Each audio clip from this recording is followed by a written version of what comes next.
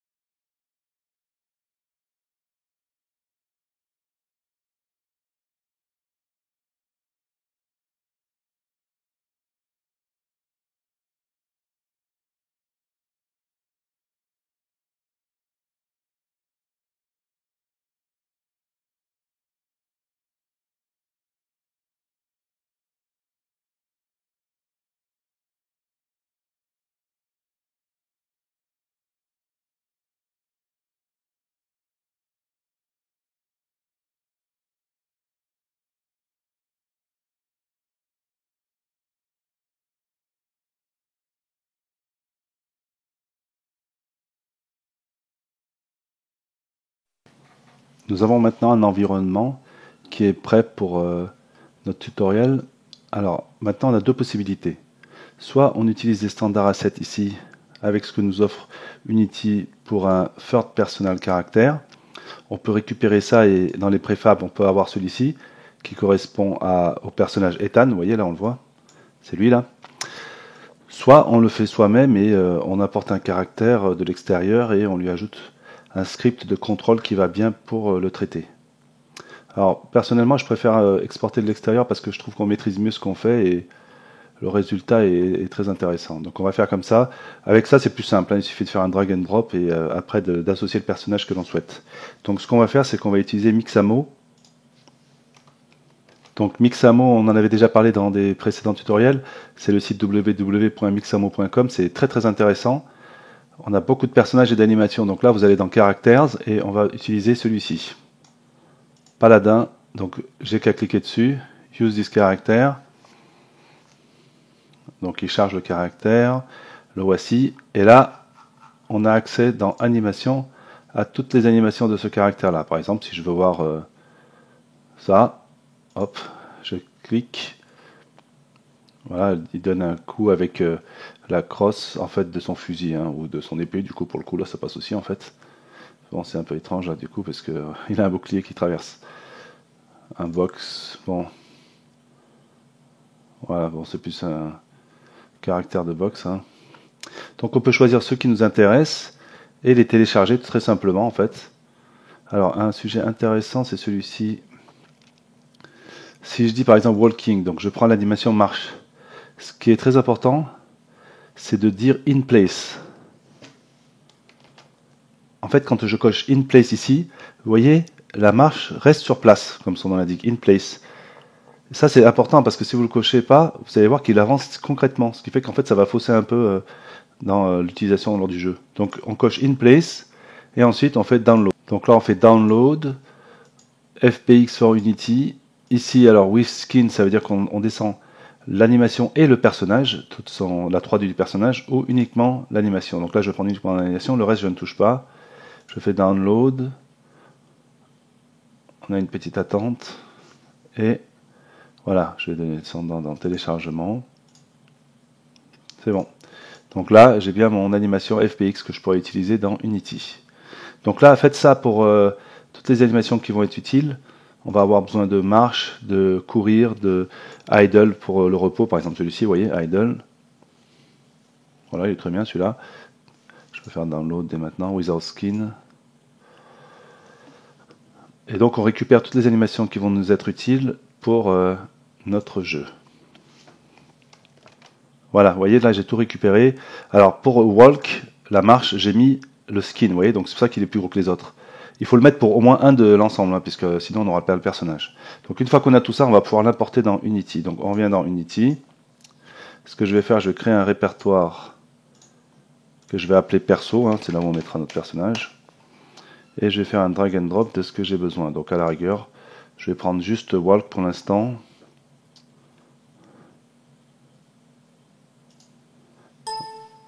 Alors il me dit que the texture must be marked as normal map in the settings. Donc il dit qu'il y a une texture qui n'est pas indiquée comme normal map alors que c'en est une, donc je vais lui faire fixe. En fait ça, si vous regardez un de mes tutoriels, j'avais expliqué ça correspondait à quoi les normal maps. Donc ça, j'en ai plus besoin. Alors là pour l'instant j'ai pris que walk. Ce que je vais faire, je vais créer un répertoire anime où je vais mettre d'autres animations. Voilà, regarde, je vais toutes les mettre, hein, comme ça on prendra ce qu'on a besoin. Voilà, j'ai toutes mes animations. Donc maintenant qu'on a ça, on va pouvoir utiliser le personnage. Donc pour ça, rien de plus simple, on va faire un drag and drop comme d'habitude. Voilà, il est ici. Donc vous voyez, hein, ça c'est le personnage, si je montre, on va montrer comme ça. Alors on voit mieux comme ça. On a ici l'ensemble des éléments pour ce personnage-là. Hips, c'est les os en fait, hein, c'est le squelette. Là c'est le personnage. Vous voyez en fait que le personnage est dissocié du casque, du bouclier et de l'épée. Là, c'est vraiment la 3D du personnage, du casque et du bouclier et de l'épée. En fait, c'est la même chose que ça, sans texture. Là, c'est l'animation walk, la marche, et ça, c'est l'avatar, en fait. Donc, ce qu'on va faire, c'est qu'on va faire tout simplement un drag and drop. Voilà, je vais le renommer parce que je trouve que le nom, il est un peu long. Hein. On va l'appeler Paladin ou Chevalier, on l'appelle comme on veut. Je vais laisser Paladin. Voilà. Et donc, dans Perso, si je reviens, on a automatiquement un animator qui se crée. Donc cet animator, il est vide, par contre, vous voyez, il n'a pas de contrôleur, donc on va en créer un. Donc là, il n'y en a pas. Ce que je vais faire comme ça, clic 3, Create Animator Controller. Voilà, Paladin Controller. Voilà, maintenant quand je reviens ici, je vais pouvoir faire un drag and drop de mon animator controller ici. Ce qui fait qu'en fait, quand j'irai dans Animator, vous voyez, j'ai accès à mon animator controller. Bon, il n'y a rien dedans. Donc là, on a notre scène. Donc maintenant, si je clique sur le paladin, il est ici. On va essayer de le mettre à un endroit où il sera plus visible.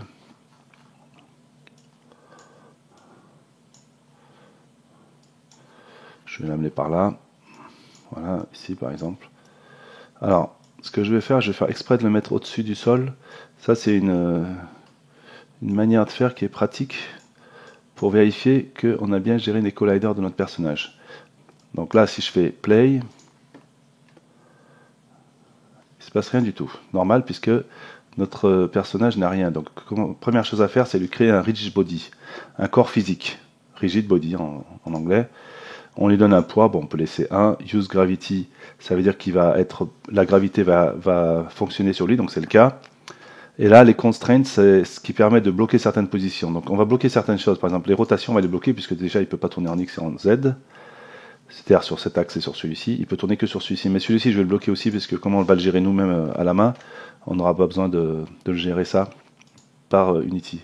Donc là, si je fais play, voilà, on va tomber là. Alors pourquoi on va tomber là-bas? Puisque la caméra n'est pas sur le personnage. Donc c'est la deuxième chose à faire, c'est prendre la caméra et la déplacer ici. Donc on associe la caméra au personnage, vous voyez. Donc ce qu'on va faire, c'est qu'on va la rapprocher un petit peu pour qu'elle soit juste derrière lui, vous voyez, comme on fait dans les jeux. Donc je vais lui mettre déjà 0, 0, 0, hop, voilà. Maintenant, si je reviens sur la caméra, je la remonte un tout petit peu, je la recule, on va faire comme ça, voilà. Et je vais lui donner un petit peu d'angle pour qu'on puisse voir le dos du personnage, vous voyez, comme ça par exemple. Voilà, si je fais play, voilà, là ça fonctionne bien, on voit bien le personnage, bon on peut la reculer encore un petit peu, et là, bah, il traverse tout le personnage, hein. Ce qui est tout à fait normal puisqu'il n'a aucun collider, il n'a rien qui lui permette de se bloquer, donc je vais reculer un tout petit peu, est-ce que c'est mieux comme ça? Voilà, bon on ajustera, hein. Peut-être comme ça plutôt. Voilà, c'est peut-être mieux ici. Voilà. Très bien. Alors, maintenant ce qu'on fait, c'est qu'on va créer des colliders pour que le personnage interagissent avec l'extérieur, notamment avec le terrain. Donc pour ça, on va venir dans le paladin. Alors on pourrait les mettre au niveau du corps, hein, vous voyez, parce qu'en fait, si je vous montre un petit peu comment est constitué le paladin. Ici, c'est hips, comme je vous ai indiqué, c'est son squelette. Si on ouvre hips, vous voyez, à l'intérieur, il y a left up leg, donc la jambe gauche, et la jambe droite. Et spine, c'est le corps. Si on ouvre, vous voyez, left shoulder, l'épaule gauche, l'épaule droite et le cou. Le cou, on a la tête, le haut de la tête. Right arm, donc right shoulder dessous, on a le bras droit, la main droite et à chaque doigt. Et vous voyez là, on a un truc intéressant, c'est sword joint, c'est le point donc de jonction de l'épée, sword pour l'épée. Donc au niveau de la jambe, pareil, si je regarde left leg, c'est la jambe gauche, pied droit. Donc left to base, c'est l'orteil. Et left to end, l'orteil, la fin de l'orteil. Donc là, typiquement, c'est intéressant pour nous, puisque on va pouvoir utiliser ces positions-là pour nos colliders. Ensuite, on a, donc ça, c'est la 3D du personnage, vous voyez, c'est le mesh, ce qu'on appelle le mesh en fait. C'est l'objet 3D lui-même avec tous les points qui le constituent. Par exemple, ça, on l'a importé de Mixamo, mais si on l'avait créé, on aurait pu le créer soi-même complètement à partir d'un outil 3D. Ensuite, pareil, le helmet, et vous voyez, shield, donc c'est le bouclier, la 3D du bouclier, et sword, l'épée. Donc les objets sont bien dissociés, ce qui est très pratique, hein, parce qu'en fait, si on veut changer une arme, ranger l'arme, ou changer le bouclier, changer le casque, etc., c'est facile à faire comme ça. Donc revenons à notre histoire de collider. Alors, ce qu'on va faire pour commencer, c'est que le personnage, pour pas qu'il traverse le sol, il a besoin que le sol soit en collision avec ses pieds. Pour ça, on va créer des colliders sur ses pieds. Donc je vais commencer par le pied gauche, ou pied droit plutôt, parce qu'il est plus simple. Donc je fais un objet vide. Alors pourquoi je fais ça? Parce que ça va nous permettre de le manipuler plus facilement.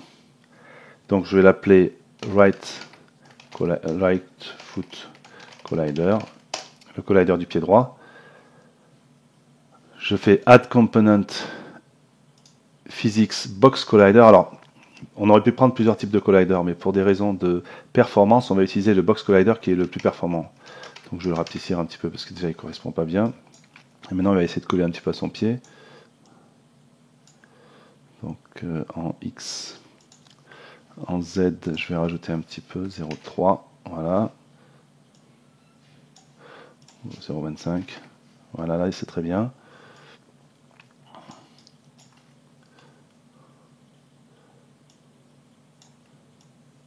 Voilà, on va le mettre au niveau du pied. On peut le mettre un tout petit peu au-dessus, hein, si ça traverse, c'est pas très très grave. Alors de face, est-ce qu'il est bon? Oui, pas mal, ouais. Et une petite rotation comme ça.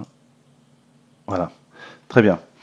Maintenant, je fais la même chose, donc je vais le dupliquer, ça ira plus vite. Je le duplique dans le pied gauche, on va le renommer left foot collider. Donc, du coup, je le déplace là. On a les modes dimension. Alors là, ça va être un peu plus compliqué puisque le pied n'est pas du tout dans une position standard. Vous voyez? Donc je l'amène là. On va lui appliquer une petite rotation comme ça. Ce qui est bien, c'est qu'ensuite, il va suivre les mouvements du corps, en fait. Hein. Donc là, c'est un petit peu fastidieux à faire, mais derrière, ça sera automatique. Il n'y aura plus rien à faire.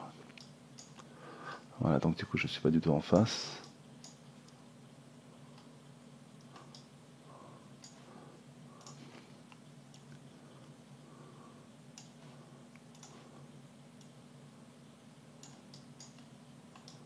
Voilà. Je l'ai un peu trop levé.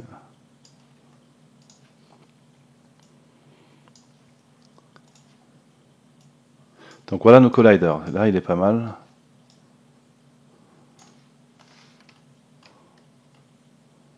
Ok. On a nos deux colliders. Si je clique là, on les voit bien, vous voyez. Alors, ce qu'il faut, il ne faut pas appuyer sur Is Trigger. Puisque Is Trigger, ça veut dire que c'est des colliders qui vont interagir et appeler une fonction de trig dès qu'on va les heurter, mais on peut les traverser si on clique Is Trigger. Donc là, le personnage va tomber et puis il va toujours continuer de tomber et traverser le sol. Alors que si je ne clique pas, c'est un collider physique, donc là il ne traversera pas. Donc normalement, si je lance, il doit s'arrêter sur le sol. Voilà, vous voyez. Donc là, c'est très bien. Donc le personnage, il traverse plus le sol. Donc ce qu'on va faire, c'est qu'on va créer au moins un autre collider ou deux autres colliders, un pour le torse et un pour la tête. Alors on ne serait pas obligé, mais au moins le torse, ça va me permettre d'éviter de traverser les arbres, par exemple. Et la tête, ça peut être utile quand on va être en mode jeu, pour si on a par exemple un coup à la tête, qu'on puisse avoir des dégâts plus importants qu'un coup au corps. Alors après, on peut en créer d'autres, hein, mais à minima, ce qu'il faut, c'est un pour le corps, un pour la tête, un pour le bouclier et un pour l'épée. Donc ça, je vais faire ça en mode rapide.